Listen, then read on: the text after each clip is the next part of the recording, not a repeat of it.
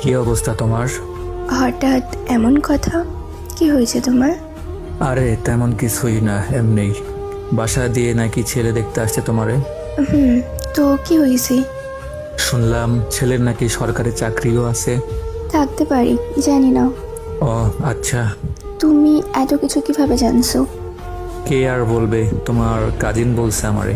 ও আচ্ছা, এইসব খবর ওই ভালো জানে। শুনলাম তোমার পরিবার নাকি রাজি। তো কি করবে এখন তুমি? আমাদের সম্পর্ক কি এখানেই শেষ করে দিবা? শোন, বিয়ে আমি করব, আমার পরিবার না।